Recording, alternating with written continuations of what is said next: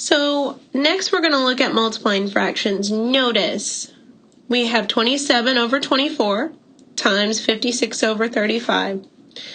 Normally when we multiply fractions we go straight across the top and straight across the bottom, but that can give us really large numbers. So we want to reduce it first before we multiply if we can, which means look for any common factors between anything on top with anything on the bottom. We'll notice 27 on the top and 24 on the bottom both are divisible by 3. So we can reduce them both by a factor of 3. Well, 3 will go into 27 9 times, and 3 will go into 24 8 times.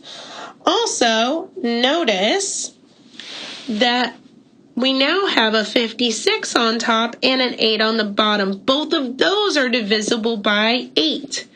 So we can divide 8 into 56, which gives us 7, and 8 into the 8, which will leave us with a 1. Keep going until both the numerator and denominator have no common factors.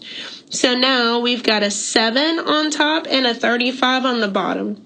7 and 35 are both divisible by 7, so 7 goes into 7 once, and 7 goes into 35 5 times. Now, notice the only numbers on top are a 9 and a 1, and the numbers on the bottom are 1 and 5, and they do not have anything in common. So we can multiply straight across the top and straight across the bottom, and our fraction will already be reduced. So on top, we have a 9 times 1, which is 9, and we have a 1 times 5, which is 5 on the bottom. So what did we do? We reduced before we multiply. So remember, when we reduce in these, it means one, we want to factor, and then we want to cancel. Let's look at this first example. Notice that there's nothing to actually factor because we don't see any pluses or minuses, so we just have single terms here that can't be factored. But that doesn't mean we can't cancel things out between the numerators and the denominators. So looking at the first fraction, we've got 9x squared y over 3x times 3xy over 27. Have a method to your madness as to how you want to reduce this. I would start out with the numbers first. So notice we have a 3x on the top of one and a 3x on the bottom of another. So we can just go ahead and cancel out the 3's, and then we can cancel out the x's because there's one on top and one on the bottom. We can also cancel out or reduce out a factor of 9 between the 9 and the 27. So 9 will go into 9 one time, and 9 will go into 27 3 times. Notice there are no other common factors between the top and the bottom. So what's left is we have a 1 on top, we have an x squared. Notice we have a y and a y. Notice they cannot be canceled out because they're both on top. When they're both on top, we are just doing regular multiplication. So y times y becomes y squared. And on the bottom, we have our leftover 3. Notice the 1 does not need to be written. So if we wanted to write our answer in a more proper manner, we leave it as x squared y squared over 3 without the 1. The next one, we've got 3a cubed b over 25cd cubed times negative 5cd squared over 6ab times 10abc squared over 2bc squared d. And the problem here is you just have a lot of letters. So you have to have, again, a method to your madness. I would start with the numbers. So notice you have a 3 and a 6. They're both divisible by 3, which will leave you with a 1 and a 2. Notice you also have a 5 and a 25. They're both divisible by 5.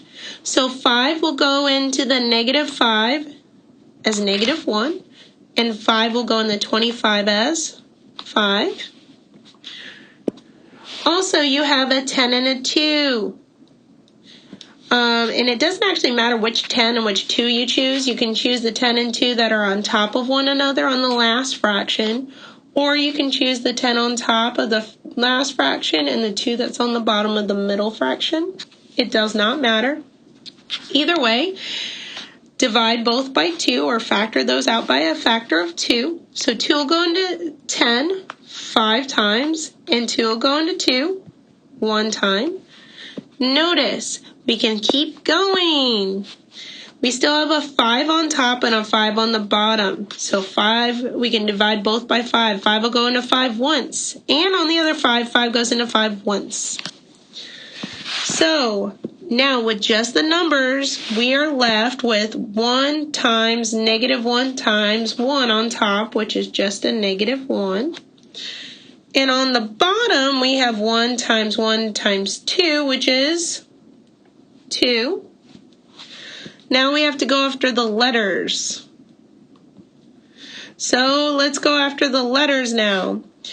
Let's go after A's first. Notice we can cancel out one A from the top with one of the A's on the bottom.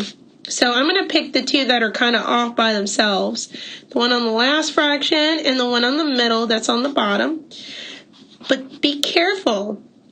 That still leaves me with 3 A's on top. So that's where those are going to land. It's 3 A's on top in my final answer. Now let me look at the B's. Now notice with the B's, we can cancel out a single B from the top and the bottom, from the first fraction with the middle fraction, or you could have done it with the last fraction and the middle fraction. But also, look, there's another B on the top of the last fraction and on the bottom, so those can get canceled out as well. So that means there are no B's in our final answer. They've all canceled out. Let's look at C's. Notice there's a C on the bottom of the first fraction that can cancel out with the C on the top of the middle fraction. Also, notice that there's a C squared on the top of the last fraction and on the bottom. So those can also cancel out, leaving us with no C's in our final answer. They've all canceled out. Now let's look at D's. I do have 2 D's on top. I can cancel out 2 of the D's on top with 2 out of the 3 from the first fraction.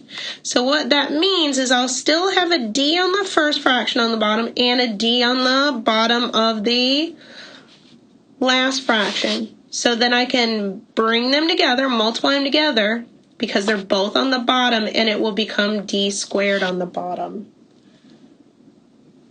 So now I have my final answer of, let's see, A cubed on top, and that's a negative A cubed. I do not have to write the 1, over 2D squared. There's my